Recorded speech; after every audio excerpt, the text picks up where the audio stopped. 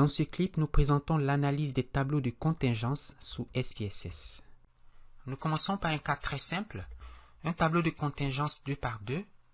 Nous avons deux variables qualitatives, le tabagisme qui mesure si oui ou non le participant est un fumeur, et puis la variable cancer du poumon qui mesure l'état de santé de l'individu, est-ce qu'il ou elle a le cancer du poumon.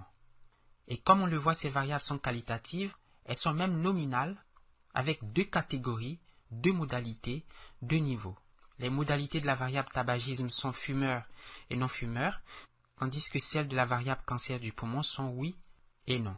Et le problème, c'est bien entendu de déterminer, de chercher pour voir s'il y a une association entre le fait de fumer ou de ne pas fumer et le développement ou non du cancer du poumon. Les résultats sont présentés dans un tableau de contingence et les chiffres que nous voyons sont les observations, les fréquences.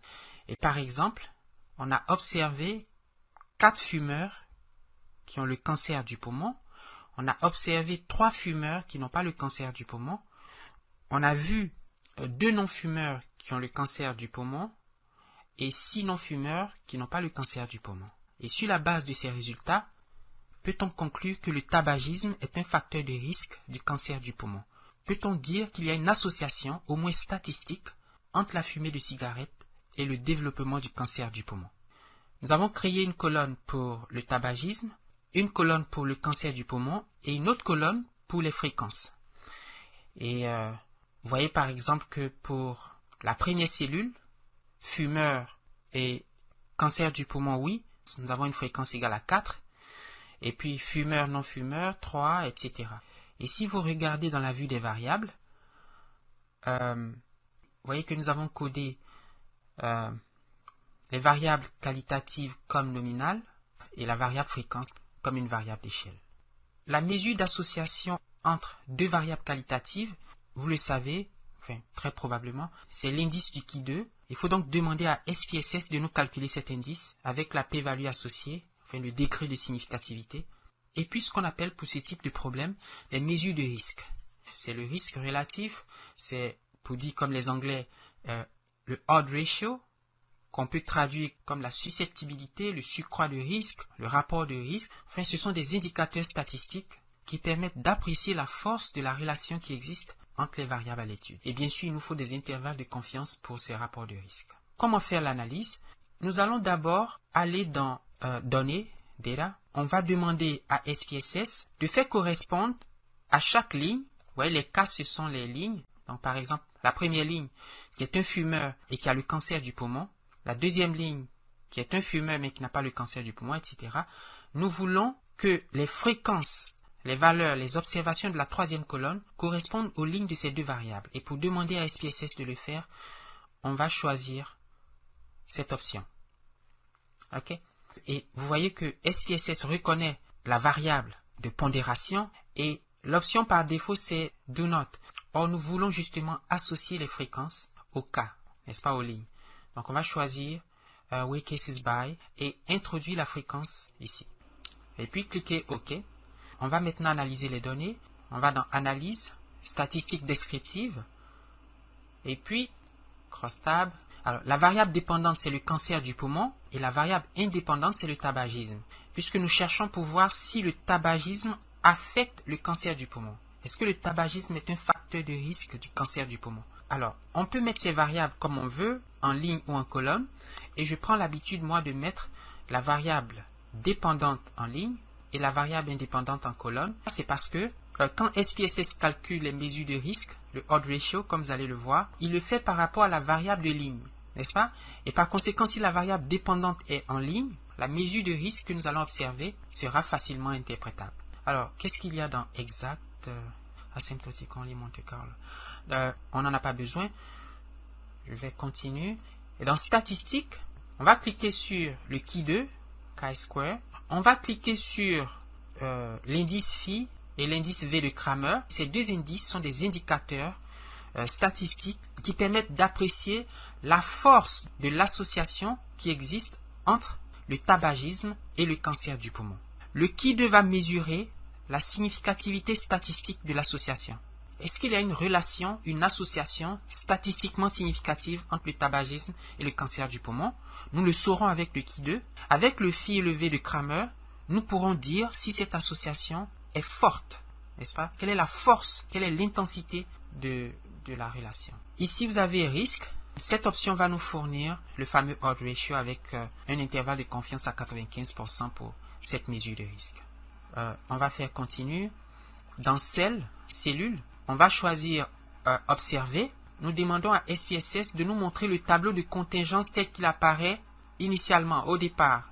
Et vous allez voir, SPSS va nous dessiner un joli tableau de contingence avec les valeurs que nous avions au départ. Et le logiciel va calculer les valeurs attendues sous l'hypothèse nulle. L'hypothèse nulle, c'est qu'il n'y a pas d'association entre le tabagisme et le cancer du poumon. Autrement dit, ces variables sont indépendantes. Et sous cette hypothèse, quelles sont les fréquences qu'on aurait dû observer? Quelles sont les fréquences attendues? Alors, je ne vais pas les présenter, c'est sans intérêt. Par contre, les pourcentages sont importants. Donc, on va demander les observations, les fréquences observées et les fréquences relatives. Ce sont les pourcentages. Donc, quel est le pourcentage de sujets ou de participants qui fument et qui ont le cancer du poumon, et puis le pourcentage de ceux qui ne fument pas et qui n'ont pas le cancer du poumon, le pourcentage, etc. Puis on va faire continue. Dans format, qu'est-ce qu'il y a dans format? Bon, rien. On va laisser l'option par défaut. Je vais demander un display du... comment dire? Bar chart, c'est quoi? Oh, diagramme en bâton. On aura une image graphique de la relation qui existe entre le tabagisme et le cancer du poumon. Ce sont en fait les fréquences qu'on a observées, mais graphiquement. Et ça, c'est très bien à voir dans les papiers, dans les publications. Il ne reste plus qu'à cliquer OK.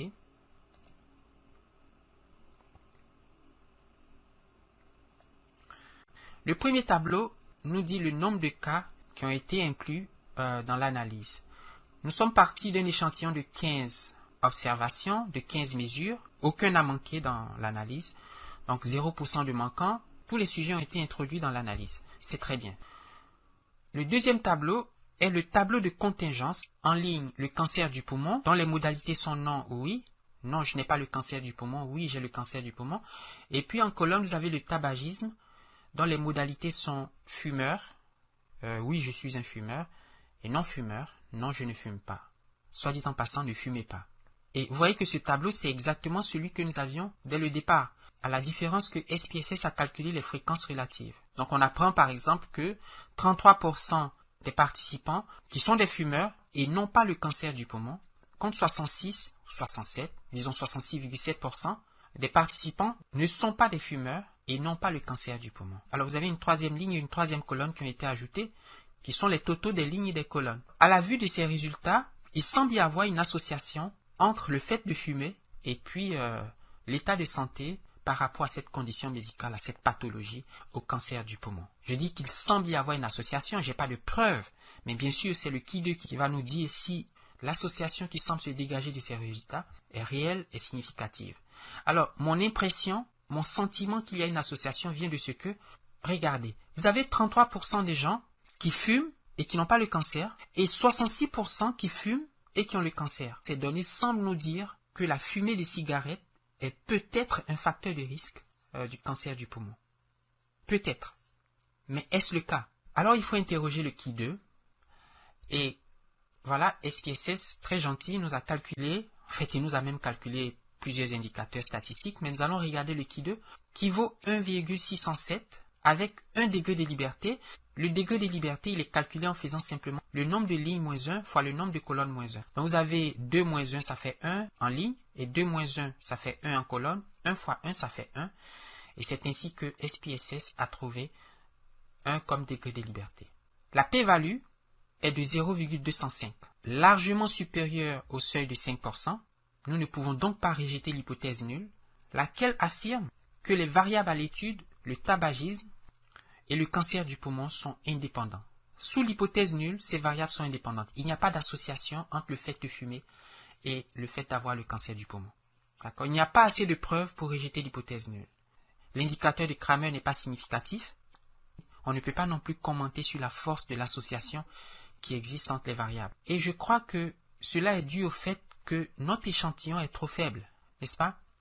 Nous sommes partis de 15 participants. Nous avons observé une différence de pourcentage chez les fumeurs par rapport au cancer du poumon, 33% ne l'ont pas, avec 66% qui l'ont. Nous nous efforçons de croire que le tabac est une cause probable du cancer du poumon. Eh bien, ce n'est pas vrai.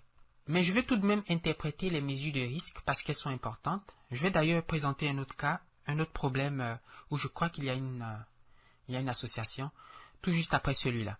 Avant la mesure de risque, regardons le bar chart, enfin le diagramme en bâton, qui donne sur l'axe des ordonnées les counts ou les fréquences, et puis sur l'axe des X, les modalités de la variable tabac, fumeur, non fumeur. Non, je ne fume pas, oui, je fume. Ce bar chart semble indiquer l'existence d'une différence entre les fumeurs et les non-fumeurs par rapport au pourcentage de sujets cancéreux. Mais nous savons, puisque nous venons de le voir, que cette différence n'est pas réelle. Le rapport de risque d'avoir le cancer du poumon, ou le surcroît de risque d'avoir le cancer du poumon, vaut 0,25. Alors, comment interpréter cette mesure?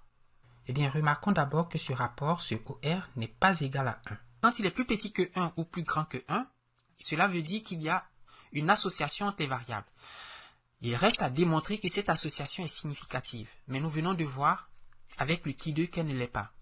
L'intervalle de confiance à 95%, il va de 0,028 à 2,237. Cet intervalle contient la valeur 1. C'est la valeur du odds ratio lorsque l'hypothèse nulle est vraie. Et cette valeur est contenue dans l'intervalle de confiance à 95%. Et nous sommes donc forcés de reconnaître que l'hypothèse nulle est vraisemblable au seuil de 5%.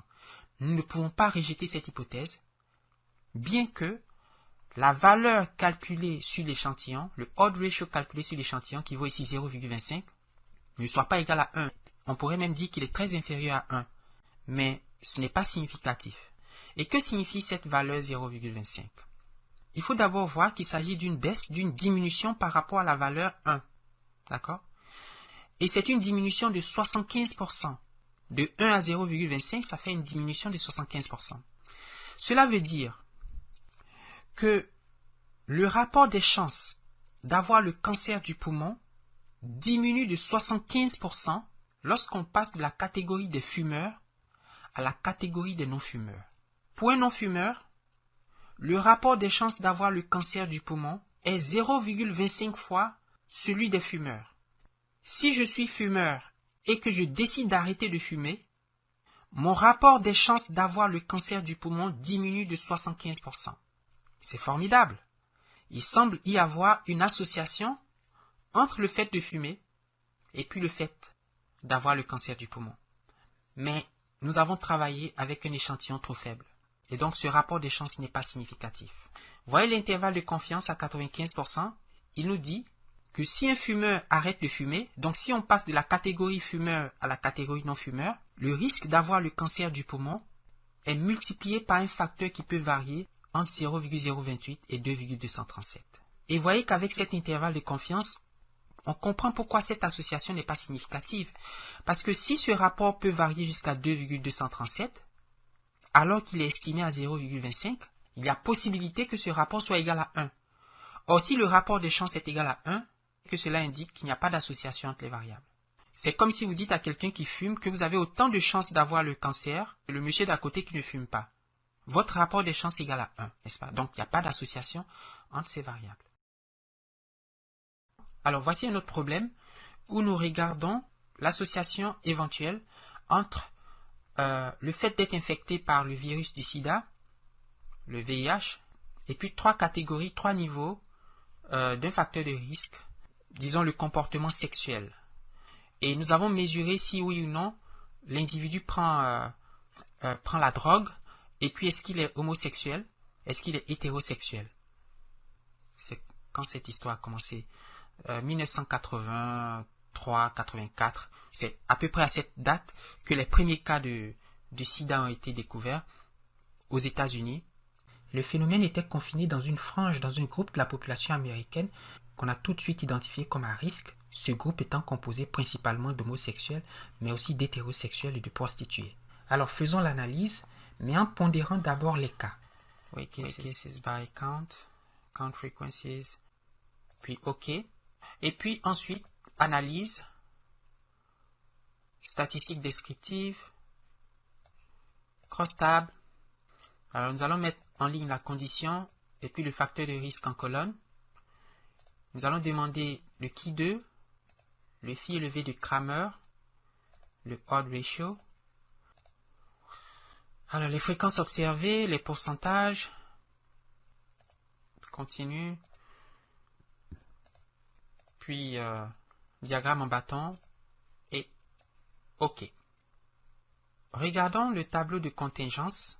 Il nous dit que 26,9% d'hétérosexuels sont infectés par le virus du sida, contre 66,5% d'homosexuels infectés, contre encore 6,6% de gens qui prennent la drogue et qui sont infectés. Ces pourcentages sont différents et semblent indiquer qu'il y a peut-être un lien entre l'infection au VIH et le type de sexualité. Peut-être. Or, l'indice du Ki2 pour cette association vaut 5,087 avec une p-value de 0,079, ce qui est supérieur au seuil de 5%. Ici encore, on ne peut pas conclure au seuil de 5% que le type de sexualité affecte l'infection au VIH. Alors bien sûr, les données que j'ai utilisées sont fictives et nous savons en réalité que l'infection au VIH est corrélée avec la pratique sexuelle. Notez d'ailleurs qu'au seuil de 10%, l'association statistique existe. Au seuil de 10%. N'est-ce pas? Il n'y a pas d'association au seuil de 5%, il y a une association au seuil de 10%. Dans ce troisième problème, on examine la relation entre la durée d'un traitement prénatal et la survie de l'enfant chez la femme enceinte. Nous avons mené une enquête dans 2 cliniques de la place auprès d'un groupe de jeunes femmes en grossesse. Les résultats, les observations sont rassemblés dans le tableau que voici. Dans SPSS, le tableau de contingence est présenté comme suit. On a traité pendant moins d'1 mois et puis l'enfant a survécu. Par contre ici, on a traité pendant plus d'1 mois. Malheureusement, l'enfant est décédé. Y a-t-il une association entre la durée du traitement prénatal et le pronostic de l'état de santé de l'enfant? Est-ce qu'il va survivre? Est-ce qu'il va mourir? Data, weight cases. OK. Analyze. Crosstab. Died. Ki2, phi élevé de Kramer, mesure de risque, pourcentage, continue, OK. Alors, c'est ici le tableau de contingence, en ligne, le pronostic, en colonne, la durée de traitement. On a ici une p-value nettement inférieure au seuil de 5%. L'association est donc significative et on peut conclure que le traitement prénatal affecte la survie de l'enfant. D'ailleurs, vous voyez, quand vous regardez la première colonne, durée de traitement inférieure à 1 mois, 76% des femmes qui ont reçu un traitement inférieur à 1 mois ont vu leur petit bébé, leur enfant, mourir. Contre 54% qui ont vu les enfants survivre. Et lorsque la durée est supérieure à 1 mois, 45,9%, disons 46% ont survécu, contre 23% qui ont perdu la vie. Vous voyez que l'écart entre ces pourcentages est assez substantiel et en effet, le qui devient confirmé qu'il y a une différence significative entre ces pourcentages. Il y a une association entre les variables qualitatives. Puisque l'association est significative, on peut regarder l'intensité de l'association, la force de l'association. Ce V, il vaut 0,086. Question, est-ce qu'il est trop grand ou est-ce qu'il est trop petit? Eh bien, mes amis, cette valeur est très faible. Et vous demandez faible par rapport à quoi? Il y a une échelle bien connue en sciences sociales qu'on appelle l'échelle de Cohen et qui dit que si un indice comme le V de Kramer est inférieur à 0,3, alors il est faible. S'il est compris entre 0,3 et 0,5, il est moyen. Et de 0,5 à, je crois, 0,7 ou 0,8, il est fort, il est élevé. Donc, comme cet indice 0,086 est très inférieur à 0,3, la limite pour dire qu'il est quand même moyen, nous devons conclure que bien qu'il existe une association statistiquement significative entre ces variables, elle n'est pas suffisamment forte. Elle n'est pas importante. Alors, regardez le bar chart, le diagramme en bâton. On voit la différence qui existe entre ceux qui survivent et ceux qui meurent selon que la durée du traitement est inférieure à 1 mois ou que cette même durée est supérieure à 1 mois. Il y a un écart significatif. Regardez, le rectangle en bleu est très grand par rapport au rectangle en bleu pour les morts, et puis le rectangle en vert pour les survivants. Ceux qui ont reçu un traitement supérieur à 1 mois est très grand par rapport au rectangle en vert pour ceux qui sont morts après avoir reçu un traitement de plus d'1 mois. Je crois qu'il y a vraiment une association. Malheureusement, elle n'est pas très forte. Alors, le odd ratio, il vaut 0,354, mais il peut varier de 0,14 à 0,89. Et vous voyez que cet intervalle ne contient pas la valeur 1. C'est la preuve que cette mesure de risque est significative, mais nous le savions déjà avec le Ki 2. Que signifie ce odd ratio, cette mesure de risque? Puisqu'elle est inférieure à 1, ça veut dire qu'il y a une baisse par rapport à 1. Mais de combien? Alors, 0,35, c'est 65% de moins que 100%, n'est-ce pas? Donc, on est passé de 100%, c'est-à-dire 1, à 35%. On a diminué de 65%. Cette baisse de 65%, elle a été estimée sur la base de l'échantillon. Mais l'intervalle de confiance nous dit qu'en réalité, la mère en grossesse qui suivait un traitement inférieur à 1 mois, elle, cette femme, cette mère, cette maman, va voir son rapport de risque de voir son enfant mourir diminuer d'un facteur qui peut varier de 86%, c'est-à-dire 100% moins 14%, à 11%, c'est-à-dire 100% moins 89%. Le OR estimé sur l'échantillon indique une baisse du surcroît de risque de 65%. Cela dit, dans la population, la baisse du surcroît de risque peut varier de 11% à 86% ou peut diminuer de 86% à 11%. Alors, j'avais annoncé que ces données proviennent de 2 cliniques. Nous allons maintenant mener l'analyse en contrôlant pour la clinique. On veut savoir si l'effet est toujours le même quand on contrôle l'action de la clinique sur l'association que nous venons d'observer. Je reprends l'étude précédente. Je vais examiner l'association entre ces variables pour une clinique A et puis la même association pour une autre clinique. D'accord? Alors, comme d'habitude,